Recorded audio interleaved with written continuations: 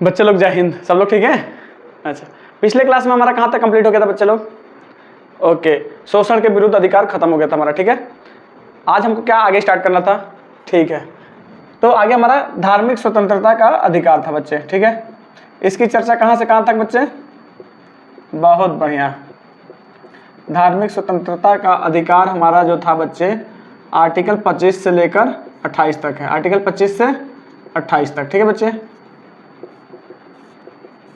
चलिए आर्टिकल 25 देखते हैं बच्चे, आर्टिकल 25 क्या बोलता है। आर्टिकल 25 में बच्चे अंतःकरण की स्वतंत्रता है, अंतःकरण की स्वतंत्रता है, ठीक है बच्चे।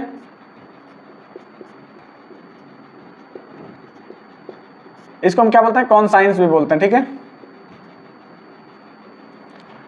अंतःकरण की स्वतंत्रता से आप क्या समझते हैं? देखिए, आप किसी भी धर्म को अबाध्य रूप से मान सकते हैं। अबाध्य का मतलब क्या हुआ यहाँ पे? बिना किसी रोक टोक के आप किसी भी धर्म को मान सकते हैं। अंत मतलब मन में, अंत मतलब मन में, ठीक है। मतलब आप क्या है, मन ही मन किसी भी धर्म को मान सकते हैं। धर्म को मानने का मतलब ये नहीं है कि आप अपना धर्म परिवर्तन कर लें। इस पे बिल्कुल स्ट्रिक्ट रूप से रोक लगाया गया है, आप धर्म परिवर्तन नहीं कर सकते हैं। लेकिन क्या है, आप अपने मन के अंदर, आप अपने व्यक्तित्व में किसी भी धर्म को बिना किसी रोके टोके आप मान सकते हैं, ठीक है। समझ में आए बच्चे? तो अंतःकरण में क्या बोला गया है? आप किसी भी धर्म को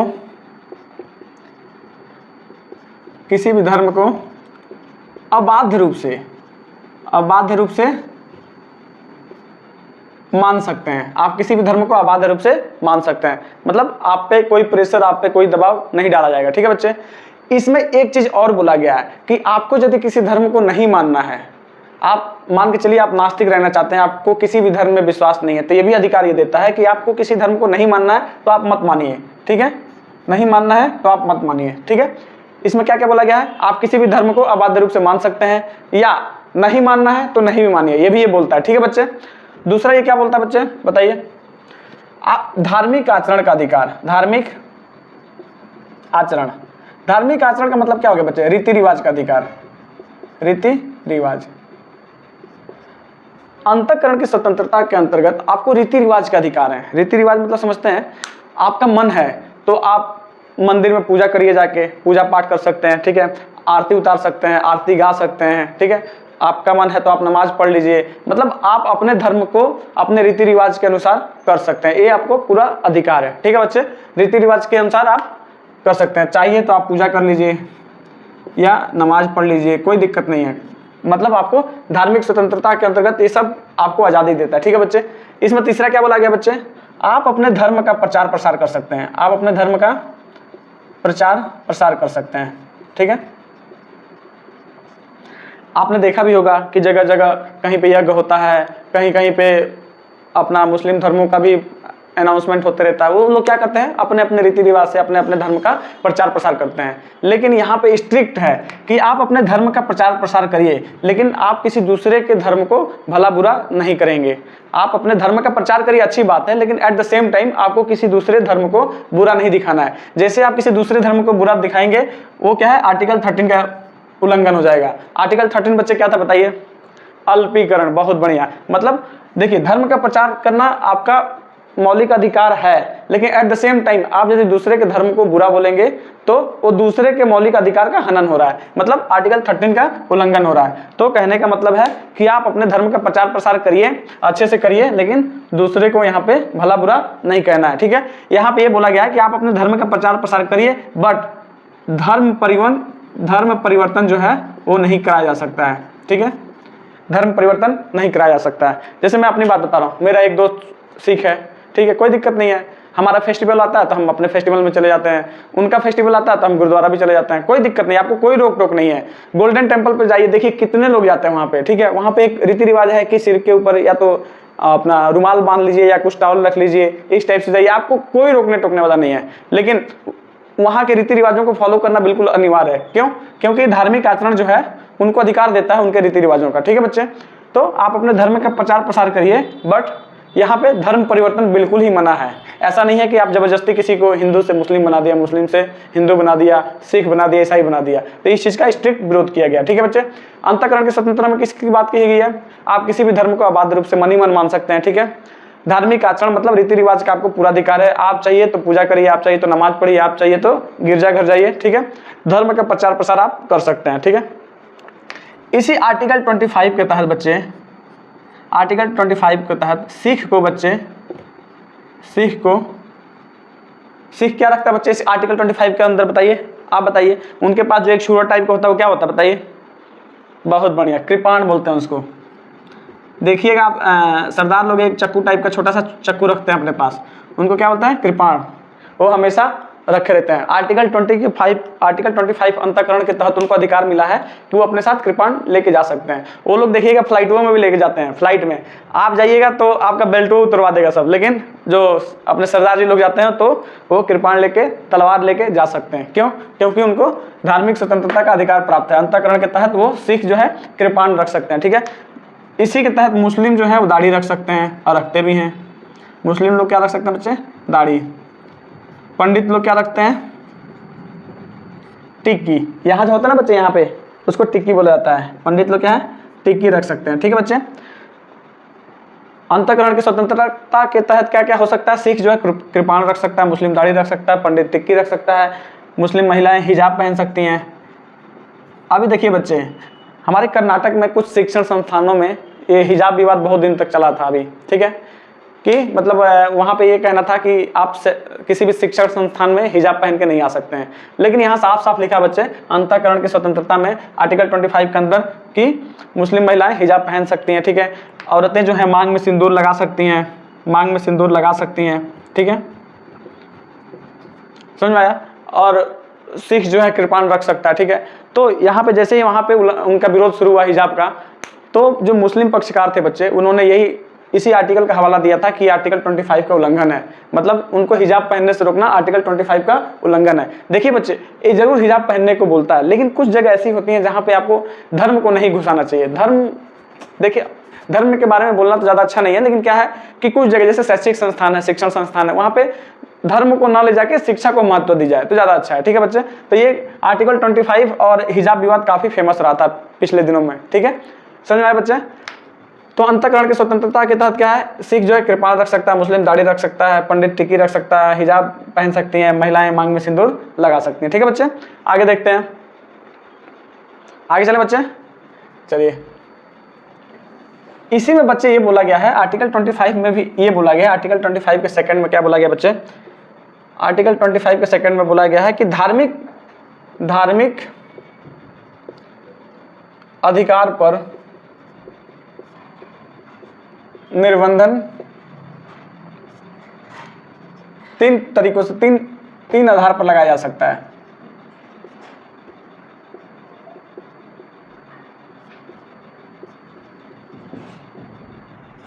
कौन कौन सा बच्चे? देखिए, धार्मिक आधार पर निर्बंधन का मतलब समझते हैं क्या होता है? मतलब देखो, आपको धार्मिक स्वतंत्रता तो प्राप्त है, धार्मिक स्वतंत्रता का अधिकार आपको प्राप्त है, बट उस पर क्या है, तीन आधार पर उस पर निर्बंधन, मतलब उसको सीमित किया जा सकता है। कौन से बच्चे? एक तो लोक व्यवस्था हो गई, लोक व्यवस्था। लोक व्यवस्था का मतलब क्या होता है बच्चे, बताइए? बहुत बढ़िया, अपने लॉ एंड ऑर्डर का जो सिचुएशन होता है उसको लोक व्यवस्था बोलते हैं, ठीक है। दूसरा सदाचार, तीसरा बच्चे स्वास्थ्य।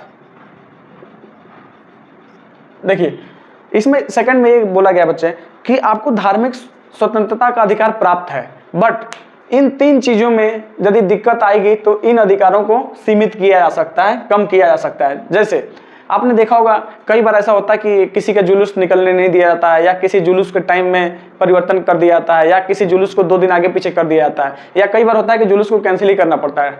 जब भी सरकार को ये खतरा महसूस हो जाता है कि हाँ इस दिन जुलूस निकलेगा तो कुछ दंगा फसाद हो सकता है, या कुछ समाज पर असर पड़ जाएगा, या मतलब उनको अंदेशा जैसा लगे गवर्नमेंट को, वो क्या करेंगे, उस धार्मिक अधिकार को बिल्कुल सीमित कर देंगे। मतलब सरकार क्या है, टाइम चेंज कर सकती है, सरकार क्या है, कैंसिल कर सकती है। जबकि क्या है बच्चे, ये आपका धार्मिक अधिकार है, जुलूस निकालना आपका धार्मिक अधिकार है, समझ में आया। लेकिन क्या है, इन तीन चीजों में से कोई भी व्यवस्था गड़बड़ हो रही है, लोक व्यवस्था गड़बड़ है, तो इसको क्या है, निर्बंधन किया जा सकता है, मतलब सीमित किया जा सकता है, समझ में आया। यहाँ पे मान लीजिए जुलूस निकला, जुलूस निकलने से कोई दिक्कत है तो आपके जुलूस को टाइम को चेंज कर दिया जाएगा, ठीक है, या कैंसिल भी किया जा सकता है। स्वास्थ्य में क्या है बच्चे, स्वास्थ्य के आधार पर कैसे कैंसिल हो सकता है? सरकार को लगेगा कि हाँ इस चीज़ से स्वास्थ्य पर असर पड़ सकता है, जैसे डीजे हो गया, डीजे तेज आवाज़ में बज रहा है तो डीजे पे रोक लगा देगी गवर्नमेंट, ठीक है। जगह जगह पे जो अपना लाउड स्पीकर बड़े बज रहे हैं उस पर क्या रोक लगा सकती है, ठीक है।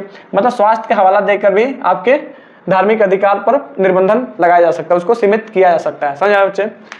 इसमें बच्चे ये बोला गया है आर्टिकल 25 में ही बोला गया बच्चे, इसके सेकंड में क्या बोला गया 25 के सेकंड में, कि जो राज्य सरकार है, राज्य सरकार जो है बच्चे धार्मिक क्रियाकलापों को नियमित करने के लिए विधि बना सकती है। विधि मतलब कानून करने के लिए बच्चे विधि बना सकती है।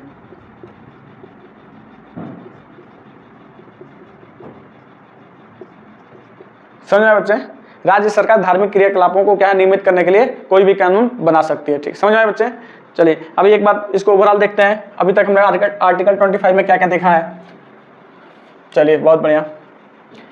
आर्टिकल 25 में अभी तक हमने क्या देखा कि आप किसी भी धर्म को आप क्या है अबाध्य रूप से मान सकते हैं, नहीं मानना है तो आप मत मानिए, ये भी कहा गया इसमें, ठीक है बच्चे। दूसरा क्या बोला गया था बच्चे बताइए, कि आप रीति रिवाजों को आपको पालन करना होगा, रीति रिवाजों का पालन करने का अधिकार है आपको, ठीक है। तीसरा क्या बोला गया था बच्चे, धर्म का प्रचार कर सकते हैं। यहाँ पे क्या बच्चे, धर्म का प्रचार ही करना है, लेकिन आपको धर्म का परिवर्तन नहीं करवाना है, ठीक है। आप धर्म का परिवर्तन बिल्कुल नहीं करवा सकते हैं, ठीक है। आपको हिंदू है तो हिंदू ही रहना पड़ेगा। मन में आपको भले चाहे जितने धर्म मान लें, आप जितने धर्म का अनुकरण कर ले, आप चाहिए तो नमाज भी पढ़ लीजिए, लेकिन वो व्यक्तिगत होना चाहिए, ठीक है। आप धर्म परिवर्तन नहीं कर सकते। समझ आए बच्चे? और क्या देखा था बच्चे इसमें ये बच्चे ये बोला गया था 3 चीजों के आधार पर आपके जो धार्मिक परिवर्तन पर निर्बंधन लगाया जा सकता है। कौन कौन सा बच्चे? लोक व्यवस्था के आधार पर, सदाचार के आधार पर एवं स्वास्थ्य कारणों का हवाला देके, ठीक है। आपके जो धार्मिक स्वतंत्रता का अधिकार है उसके नियमों को सीमित किया जा सकता है, ठीक है बच्चे, उसके अधिकार को सीमित किया जा सकता है। उसके बाद से दूसरे में क्या बोला गया था बच्चे, कि जो स्टेट गवर्नमेंट है, राज्य सरकार जो है बच्चे, राज्य सरकार है वो क्या करेगी, धार्मिक अधिकारों को नियमित करने के लिए, धार्मिक क्रियाकलापों को नियमित करने के लिए कानून बना सकती है, ठीक है बच्चे। ये क्या है, राज्य सरकार कानून बना सकती है। समझ में आया? चलिए अभी देखते हैं आर्टिकल 26। आर्टिकल 26 बच्चे क्या बोलता है बताइए, सामूहिक स्वतंत्रता का अधिकार, सामूहिक स्वतंत्रता का अधिकार।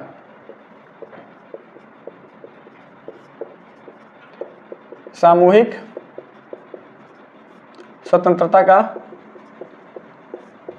अधिकार। सामूहिक स्वतंत्रता का अधिकार का मतलब क्या है बच्चे बताइए, आप बताइए। हाँ बहुत बढ़िया। देखिए सामूहिक मतलब आप मिलजुल कर मतलब आप हिंदू हैं तो आप पूरा मिलजुल कर क्या है यज्ञ कर सकते हैं, ठीक है। आप मिलजुल कर नमाज कर सकते हैं। मतलब क्या है कि आप सामूहिक स्वतंत्रता के अंतर्गत आप यज्ञ कर सकते हैं, हवन कर सकते हैं, पंडाल बना सकते हैं, ठीक है, नमाज पढ़ सकते हैं। समझ आए बच्चे? ठीक है। इसी सामूहिक स्वतंत्रता के अधिकार के तहत आपको रोड पे पंडाल बनाने का, रोड पर पंडाल बना सकते हैं बच्चे, ठीक है। आप रोड पे नमाज पढ़ सकते हैं। समझ आए बच्चे? इसी के तहत, ठीक है। सामूहिक स्वतंत्रता का अधिकार मतलब सामूहिक आप यज्ञ करवा सकते हैं, पंडाल भी कर सकते हैं, यज्ञ भी करवा सकते हैं, रोड पे नमाज पढ़ सकते हैं, ठीक है, इसी स्वतंत्रता के तहत, ठीक है। तो बोला जाता है रोड पर नमाज पढ़ने का अधिकार आर्टिकल किसके तहत है, आर्टिकल 26 के तहत है, ठीक है बच्चे। समझ में आया? सामूहिक स्वतंत्रता का अधिकार, ठीक है। सामूहिक धार्मिक स्वतंत्रता, यहाँ क्या बच्चे, सामूहिक धार्मिक स्वतंत्रता है, ठीक है। छूट जाता है, थोड़ा ध्यान दिया करिए आप लोग, ठीक है। सामूहिक धार्मिक स्वतंत्रता का अधिकार, ठीक है। इसके तहत आप यज्ञ कर सकते हैं, हवन कर सकते हैं, रोड पर पंडाल बना सकते हैं, रोड पर आप नमाज पढ़ सकते हैं, ठीक है। देखिए कई बार ये विरोध होता है कि रोड पर नमाज पढ़ रहे हैं, देखिए ठीक है, आप जैसे ही जाएंगे, आप जैसे ही पिटीशन डालेंगे कि रोड पर नमाज क्यों पढ़ा जा रहा है, तो सुप्रीम कोर्ट तुरंत किसका, आर्टिकल 26 का हवाला दे देगी, ठीक है। इसलिए क्योंकि देखिए सुप्रीम कोर्ट के काम में सबको समान रूप से, यदि ये बंद होगा तो ये भी बंद हो जाएगा, ठीक है बच्चे। चलिए आर्टिकल 27 देखते हैं। आर्टिकल 27 क्या बोलता है बच्चे बताइए, आर्टिकल 27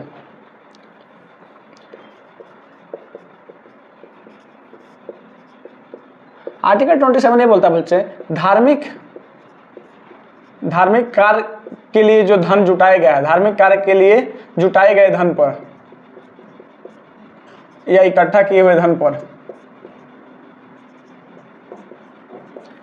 कोई टैक्स नहीं लगेगा, कोई टैक्स नहीं लगेगा, ठीक है, टैक्स नहीं लगेगा, ठीक है। आर्टिकल 27 क्या बोलता है? धार्मिक कार्य के लिए जो धन है उस पर कोई टैक्स नहीं लगेगा। समझ में आया?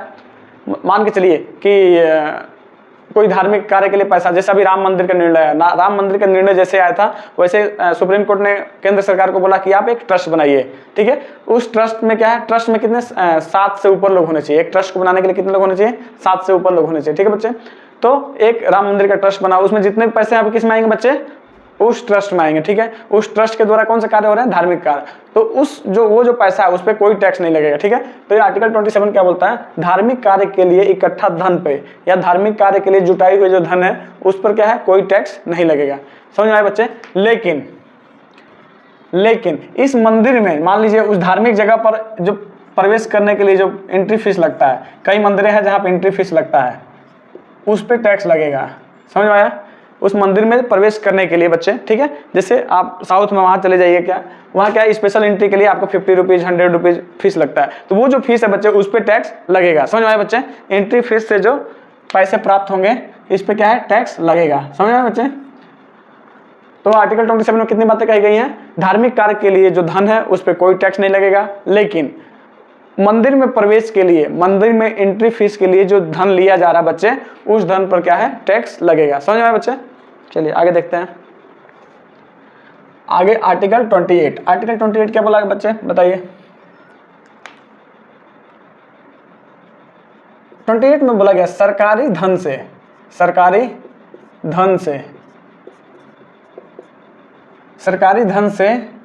चल रही संस्था, सरकारी धन से चल रही संस्थानों में धार्मिक शिक्षा नहीं दी जाएगी, धार्मिक शिक्षा नहीं दी जाएगी।